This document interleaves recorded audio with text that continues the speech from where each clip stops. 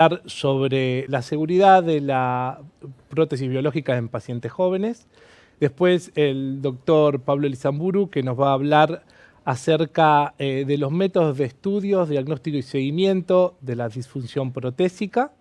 Y finalmente el doctor Fernando Cura, que nos va a hablar acerca de las alternativas percutáneas para el tratamiento de la disfunción. Contamos con la presencia del doctor Fernando Piccinini, que nos va a acompañar para darnos la visión quirúrgica sobre la disfunción protésica y sobre todo de las prótesis biológicas en pacientes jóvenes. Comenzamos entonces con el video del doctor Navia. ¿Son seguras las prótesis biológicas en pacientes jóvenes?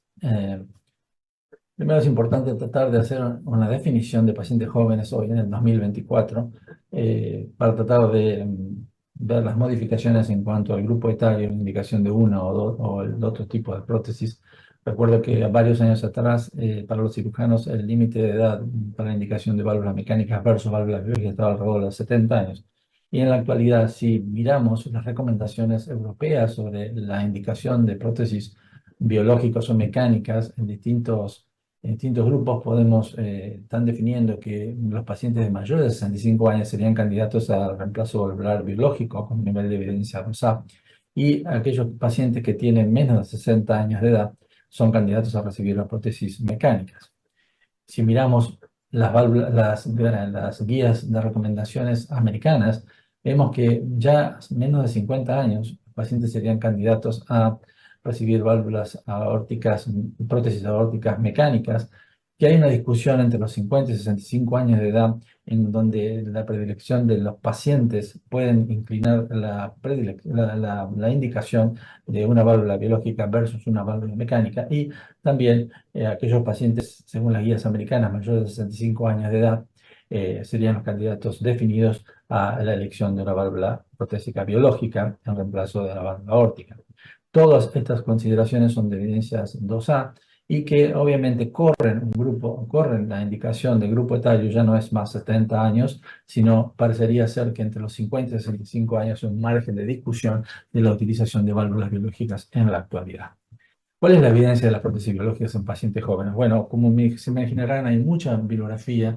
En la actualidad me pareció traer este trabajo recientemente publicado por la Universidad de Tours de Francia, donde ellos analizan el seguimiento muy prolongado de la utilización de válvulas Carpentier-Edwards-Perimao, que es una válvula que contamos acá en la Argentina, para el reemplazo de la válvula aórtica en pacientes entre 50 y 65 años de edad. Ellos pudieron realizar un seguimiento de 522 pacientes, un seguimiento bastante prolongado. La edad de los pacientes promedio fue de 60 años y un promedio de seguimiento de 9 años, y pudieron incluir en seguimiento a un 97% de los pacientes. Y lo interesante es ver que a los 18 años de seguimiento, el 50% de la población estudiada estaba libre de eventos. Estos eventos ya fueron definidos como reoperaciones, necesidad de reoperaciones, la presencia de daño estructural o la necesidad de reoperación debido a daño estructural. Cuando vemos las curvas de libertad de evento para la mitad de la población estudiada, fíjense que a los 17 años, la mitad de la población de entre 50 y 60 años estaba libre de eventos al seguimiento dejado. Obviamente esto demuestra el mejoramiento a través de los años de la durabilidad de las válvulas biológicas. Es claro las ventajas y las desventajas de ambas prótesis que están en el mercado, pero indudablemente la durabilidad en las válvulas biológicas es es una de las características que han ido cambiando a través del tiempo y que han permitido la indicación de las prótesis biológicas en pacientes jóvenes. El deterioro estructural de las válvulas es un procedimiento, es un hecho muy definido, con clasificaciones muy claras a través del proceso evolutivo en el tiempo, pasando de un estadio 1, donde hay alteraciones morfológicas de las valvas sin impacto significativo, hemodinámico significativo, hasta un estadio 3, donde hay claramente marcados grados de estenosis severas o de regurgitación. Obviamente todo esto ha sido un avance en la evaluación por métodos de imágenes, ya sea por transesofágico, Doppler transesofágico o tomografía computada. La Asociación Europea de Imágenes sugiere que todo aumento en el gradiente medio, en la evolución alejada entre 10 a 20 milímetros de mercurio, lo define como un posible signo de obstrucción. Si este aumento es por encima de los 20 milímetros de mercurio, se considera significativo de obstrucción. El metaanálisis incluyendo válvulas biológicas de porcino o pericardio demuestran que el daño estructural suele comenzar a los 8 años del implante, con significativo incremento de su incidencia luego de los 10 años de cirugía. Me pareció traer esto también, compartir con ustedes un estudio hecho por la Universidad de Verona, presentado en el meeting de la Asociación Europea de Cirugía Cardíaca en octubre del año pasado, donde ellos analizaron la evolución de 689 pacientes seguidos a 10 años, en los que lo dividieron en grupos de más o menos de 70 años de edad, donde hicieron un análisis de propensity score y tuvieron un subanálisis de pacientes menos de 70 años, y analizaron la incidencia de daño estructural a los 10 años de seguimiento. Como ustedes pueden ver acá en este diapositivo, quizás un poco complejo, pero es el análisis de la incidencia de daño estructural en pacientes de menos de 70 años al año, a los 5 años y a los 10 años. Y también los dividieron de acuerdo al grupo etario. Como ustedes ven, al primer año no hay presencia de daño estructural. Esto sí se convierte en la presencia de daño estructural moderado severo en los pacientes de menos de 50 años, y obviamente se hace mucho más evidente en los pacientes al cabo de 10 años de seguimiento, ya sea para los pacientes de menos de 50 años, entre 50 y 60 años, y más de 60 a 70 años. Lo interesante es ver que a cabo de 10 años, si uno se focaliza en pacientes de 50 o menos años, fíjense que el daño estructural a los 5 años y a los 10 años parecería ser estable en este grupo de pacientes estudiados. Y uno considera que en estos casos, a pacientes de menos de 60 años, el 85% de los pacientes estaba libre de un daño estructural severo. Así que lo mismo en las curvas de abajo, la libertad de presencia de daño estructural moderado o severo en pacientes de menos de 50 años confirma que el 85% estaban libres, y la libertad de reintervención en pacientes de 50 años permanecen estable, en donde el 85% de los pacientes no necesitaron ser reintervenidos por daño estructural. ¿Cuál es nuestra evidencia en el servicio de cirugía cardíaca? Bueno, esto es el análisis de los últimos 10 años del tipo de válvula utilizada según la edad en los últimos 10 años de cirugía cardíaca. Analizamos la intervención de 1.490 pacientes, donde ustedes ven las modificaciones en la indicación de la edad, que fue en disminución. Hoy la indicación de la utilización de válvulas biológicas está alrededor de 60, 67 años de edad. Como ven, en el último año, casi el 90% de los pacientes intervenidos se llevaron una válvula biológica, y una disminución muy marcada en la utilización de válvulas mecánicas. Tratamos de analizar la durabilidad de las válvulas aórticas biológicas y tratar de hacer una aproximación al deterioro estructural y la incidencia de eventos en el segmento alejado. Miramos cómo nos fue en los últimos 20 años, para eso analizamos un periodo de 2003 a 2023, incluimos pacientes en los que hicimos reemplazo de válvula aórtica protésica biológica con o sin cirugía de revascularización mecánica, y los dividimos para un total de 2.635 pacientes, y los dividimos en más o menos de 60 años, de acuerdo a las guías, de las recomendaciones de las guías europeas y americanas. Tomamos como corte los 60 años, de los cuales 2.530 tuvieron más de 60 años, y tuvimos un pequeño grupo de 105 pacientes en quienes indicamos válvulas protésicas que tuvieron menos de 60 años. Pudimos hacer un seguimiento clínico en el 88% de los casos. Cuando vemos la sobrevida alejada según la edad y el número de prótesis biológicas utilizadas, bueno, obvio, como era de esperar, la sobrevida alejada es marcadamente diferente a aquellos pacientes que tenían más de 60 años y comparado con los de menos de 60 años. Pero cuando analizamos la sobrevida alejada en los pacientes que utilizamos válvulas biológicas con tamaños pequeños versus tamaños mayores de 23 milímetros de mercurio, no hubo diferencia en la sobrevida alejada. Tampoco hubo diferencia en la libertad de reintervención, tanto para los pacientes mayores o menores de 60 años, y tampoco en los pacientes con válvulas pequeñas o mayores de 23 milímetros.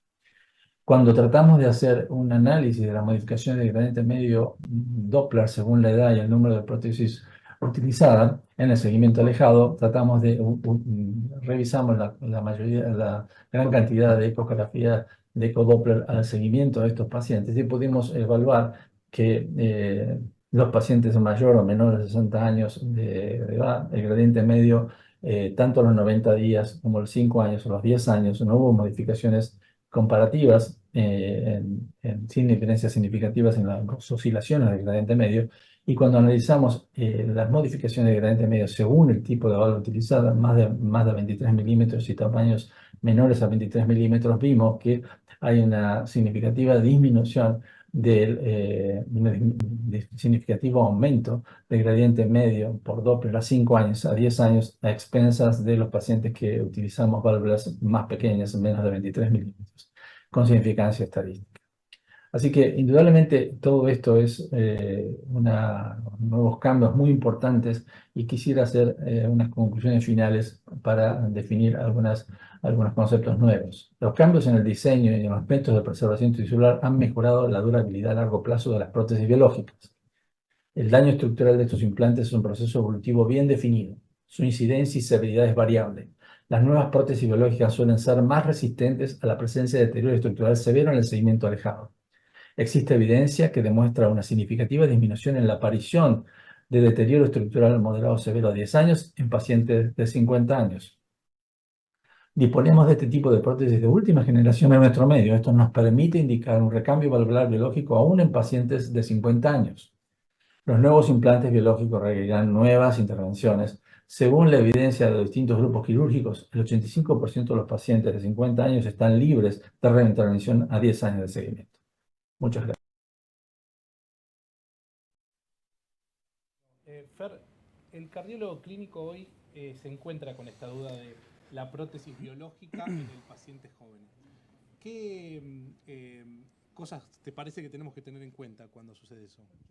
Un par de cosas para rescatar de la charla de Daniel. Primero que moverse a la válvula biológica es una tendencia mundial y el instituto no está fuera de eso, aunque la cantidad de pacientes de 50 años que recibieron válvula biológica no representa más del 5%, pero eso es real y responde un poco a que la población joven últimamente está priorizando calidad a cantidad. No les importa cuánto van a vivir, sino con qué calidad de vida, y quieren evitar básicamente digamos, el impacto que tiene la anticoagulación. Es por eso que está creciendo aún en ese tipo de población. Lo que es muy importante, y Daniel un poco lo aclaró, es que cada vez más hay que participar al paciente en la decisión, que tiene que ser informada, pero él tiene que saber los pros y los contras de cada válvula y tiene que participar activamente porque es el que va a sufrir las consecuencias de una u otra elección, pero digamos, la participación informada es muy importante. El deterioro, si bien las válvulas han mejorado, los procesos, la anticalcificación y todo ha mejorado, el deterioro sigue existiendo y como se ve en la diapositiva de Daniel, los pacientes cercanos a los 50 años, ese deterioro es incluso anterior, está entre los 8 o 9 años de ahí en adelante. Ese deterioro hace que, si bien no es una contraindicación para utilizar válvula biológica en esa población, sabemos que el camino no va a ser gratis, que algo en el camino va a tener que pagar al respecto, aún en la era de la TAVI, porque muchas veces uno se entusiasma a decirle ponete una válvula biológica y después lo resolvés por vía percutánea, y en realidad las series de Valve-in-Valve, Fernando después nos va a contar seguramente, son series de pacientes que no son de 50 años, son peri 80 de muy alto riesgo, donde los resultados tampoco serán muy buenos alejados, pero por la comorbilidad. No hay series, no hay data de Valve-in-Valve en poblaciones por debajo de los 60, entonces pensar en eso por el momento está un poco verde. Y para cerrarte el tema, creo que no todos los pacientes jóvenes son para válvula biológica y no todas las válvulas biológicas son para pacientes jóvenes. Hay modelos de válvulas y válvulas. Nosotros en el instituto teníamos posibilidad de elegir qué válvula, vamos a las de mejor perfil, a las de orificio ampliado, todo eso, pero no en todos los lugares eso puede ocurrir. Y poner una válvula con una manufactura dudosa, con un deterioro precoz o de anillos chicos, sabemos que es malo. Hay el estudio Notion, que todo el mundo lo conoce, que es un estudio de TAVI versus cirugía en bajo riesgo. La cirugía realmente le fue muy mal. Y cuando uno mira la letra chica, el 40% de esos pacientes recibieron una válvula que el mismo fabricante sacó del sistema por los malos resultados. Y cuando miran los diámetros, esos eran pacientes que recibían válvulas 19 a 21. Sabemos que más chica la válvula, peor el perfil hemodinámico, mayor es el deterioro a largo plazo. Nosotros que estamos aleccionados y adiestrados en ampliar anillos, por ahí no tenemos ese problema, pero en general, si uno va a una válvula chica, sabe que el paciente va a tener una expectativa de durabilidad menor. Entonces, creo que en las poblaciones jóvenes hay que elegir muy bien el tipo de válvula, hay que elegir muy bien el anillo, si es necesario ampliarlo, Y hoy por hoy la data de Valve-in-Valve en este tipo de población está un poco verde. Muchas gracias, Fer. Ahora, Pablo, tenemos ahí un escenario importante de lo que de degeneración protésica en el contexto del incremento de la utilización de la prótesis biológica. ¿Cómo las evaluamos? ¿Cómo las seguimos? Bueno, creo que... ¿Una charla? Perfecto. Buenas tardes. Vamos a hablar en este caso de prótesis biológicas y qué métodos de imágenes disponemos para seguimiento y evaluación de la disfunción precoz. Como sabemos, hubo un aumento en los últimos años, quizás en los 10 o 15 años, del número de intervenciones valvulares, y ese aumento va a expensas de un aumento de las intervenciones percutáneas. En el seguimiento seguramente este aumento nos va a traer una mayor incidencia de falla o disfunción protésica, por lo cual tenemos que tener una detección clínica importante, una sospecha clínica importante e imagenológica más precisa para poder decidir, en el caso que fuese necesario, una reintervención. Dentro de los métodos de imágenes que disponemos, sabemos que la ecografía transtorácica es la técnica de elección. La misma nos permite dar los parámetros iniciales de la función de estas válvulas, pero también tenemos técnicas más avanzadas con mejor resolución temporoespacial o mejor resolución de la estructura de nuestras válvulas. Es así que la ecografía transesofágica, por ejemplo, nos permite analizar mejor la estructura, el funcionamiento de las valvas, la presencia de leak, la presencia de trombosis y también la presencia de alguna vegetación y la función de cámara. También la angiotomografía tiene su gran participación, más que nada por su alta resolución espacial, en el análisis de la estructura de todo el componente valvular protésico, pero también en el análisis de la movilidad de los leaflets y su gol estándar hoy en día en la presencia o detección de trombosis asociada a las válvulas. La resonancia tiene un lugar también y su lugar quizás está más destinado a su gol estándar, que es la medición volumétrica, en el poder cuantificar mejor los grados de insuficiencia, tanto intraprotésicas como periprotésicas, pero también tenemos que decir que puede tener un fuerte en análisis de la estructura de la válvula, como lo hace la tomografía. Y el PET-CT nos permite analizar, más que nada, en aquellos casos donde hay sospecha de endocarditis o endocarditis asociada o ya establecida, la presencia de actividad metabólica relacionada con una infección todavía presente o latente.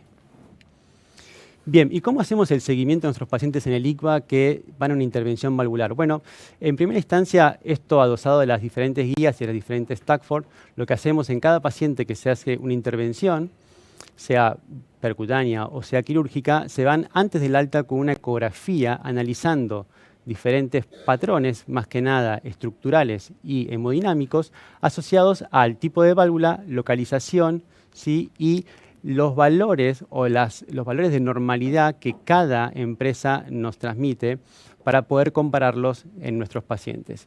Es así que entre el primer y el tercer mes hacemos una nueva control ecocardiográfico y comparamos esos valores con los valores que obtuvimos previo al alta. Si todo va bien, los pacientes tienen un seguimiento anual con su clínico cardiólogo.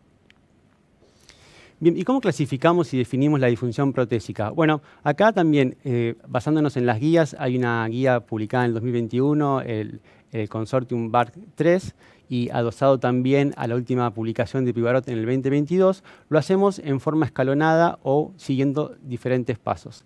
El primero tiene que ver con análisis, como dije al principio, ecografía transtorácica. Analizamos movilidad de los leaflets, engrosamientos, gradientes, presencia de insuficiencia o de leak. En segunda instancia, lo que buscamos es si hay una disfunción no estructural, una disfunción estructural o presencia de trombosis o endocarditis. Cuando hablamos de disfunción no estructural, hablamos de panus, de leaks o de mismatch prótesis paciente. Cuando hablamos de disfunción estructural, ya hablamos de un daño de los leaflets, desgarro, fractura del stent. Y después de eso, estratificamos a nuestros pacientes o nuestras válvulas o la función de esas válvulas en base a 3 estadios que tienen que ver con la presencia o no de alteración hemodinámica. Y eso buscamos en el estadio 1, es aquel que tiene una alteración estructural o no estructural, pero que no tiene todavía cambios hemodinámicos, y el estadio 2 y 3 se asocian ya a estadios más avanzados, donde la válvula ya tiene un cambio en sus gradientes, por ejemplo, aumento de los gradientes, descenso o reducción del área efectiva o caída del índice Doppler o presencia también de una nueva insuficiencia o empeoramiento de la misma. Todo esto que juntamos en la información del eco transtorácico, cuando está presente podemos hablar de falla de la prótesis. Bien, cuando tenemos la información ya establecida por el eco transtorácico, lo que buscamos es quizás avanzar un poco más. El eco nos da información, pero no siempre nos da toda la información que necesitamos para poder transmitirle tanto al cirujano o al hemodinamista de qué está pasando. Y a veces, en los estadios precoces, es muy eficiente o es muy efectiva la presencia de estudios un poco más avanzados con mejor resolución temporespacial, como puede ser la ecografía transesofágica y en este caso la angiotomografía. Y lo traigo a discusión porque la angiotomografía en estadios precoces parece ser, como vamos a ver después, es muy importante en la detección de presencia de trombosis que puede ser todavía subclínica. Y para eso lo que hacemos con el método angiotomográfico es la búsqueda de hipodensidad o hipoatenuación a nivel del anillo de las válvulas, ¿sí? O a nivel del cuerpo de las válvulas. Y cuando medimos con unidades de Hanfield, podemos decir que cuando las unidades de Hanfield son menores de 70, estamos en presencia de trombo fresco o trombo agudo.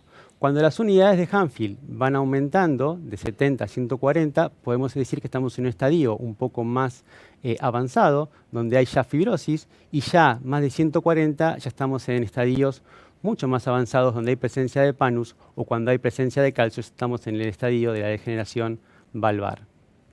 ¿Y por qué es importante esto? Porque, por ejemplo, este trabajo, que es un subestudio del Partner 3, ¿sí? Donde se randomizaron pacientes a cirugía y a prótesis endovasculares o TAVI, se vio que los pacientes con controles tomográficos a 30 días y al primer año presentaban tasas de trombosis subclínica importantes. Fíjense en que a los 30 días los pacientes ATAVI tenían una tasa de trombosis del 13% y los pacientes quirúrgicos del 5% y al año tenían tasas del 28% y del 20%. O sea, si lo pensamos, de 10 pacientes en el primer año, 3 o 2 pueden tener trombosis subclínica.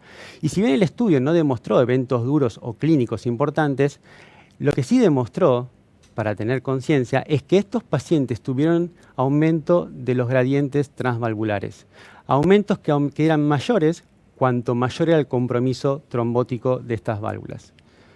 A su vez también, si analizamos el Partner a 5 años que se publicó ahora en el TCT en el 2023, en el estudio central, donde si bien no hubo diferencias a gran escala con respecto a el endpoint primario y el endpoint secundario, cuando analizaron la disfunción protésica, vieron que el grupo que iba a TAVI tuvo 13 eventos relacionados con trombosis, ¿sí? De los cuales 3 fueron ACV isquémicos, ¿sí? Y de esos la importancia se traduce en que 8 fueron relacionados con disfunción protésica grado 3, como dije al principio, estadio grado 3, 2 o 3, perdón, y de esos 12, 11 fueron diagnosticados después del primer año. O sea que, si bien en el primer año hay incidencia de trombosis subclínica, después del primer año parece que esa trombosis continúa.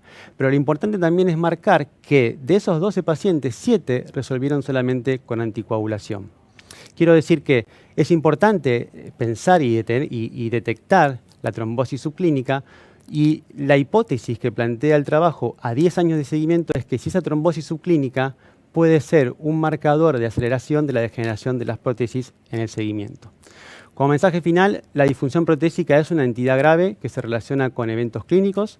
Ante la sospecha de falla de una prótesis, los diferentes métodos de imágenes son primordiales en su detección, siendo la ecografía transtorácica el estudio de primera línea, y la angiotomografía es la herramienta para la detección de trombosis subclínica, que se correlaciona con mayor tasa de eventos clínicos tromboembólicos y posiblemente, vamos a esperar, con degeneración protésica acelerada en el seguimiento.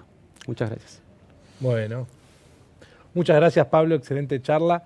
Y ahora el doctor Fernando Cura nos va a decir cuáles son las opciones endovasculares para tratar la disfunción protésica. Bueno, muchas gracias. Estoy disfrutando mucho las charlas. Y cuando pongo la primera diapositiva, más que nada quiero también anunciar que son 20 años de la primer TAVI, desde la primer TAVI que se puso en un paciente aisladamente. Hubo mucha información creciente, muchos estudios clínicos demostrando mucha evidencia a favor del TAVI, pero esta población, que es el valve-in-valve, el TAVI dentro de una válvula protésica, no fue todavía abordado por los ensayos clínicos. O sea, todo lo que tenemos son registros aislados, metaanálisis, pero no estudios comparativos con cirugía. Primero, un poco ya se refirieron, Pablo y Daniel, que las prótesis biológicas tienden a degenerar. Acá vemos qué pasa en las válvulas aórticas y qué pasa en las válvulas mitrales, protésicas biológicas. Hay un 30%, 20-30% que a 10 años degenera, y lo mismo ocurre con las válvulas mitrales, o sea que esto no es algo solamente de la posición aórtica, sino también ocurre en posición mitral o en posición incluso tricuspidia o aórtica. Y el valve-in-valve representa una alternativa atractiva para estos problemas que los pacientes que ya han tenido una cirugía.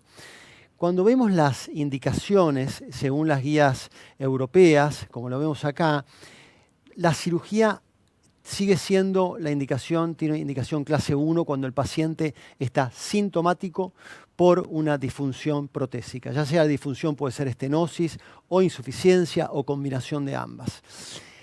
Con un nivel de evidencia C, porque no hay estudios comparativos de gran escala.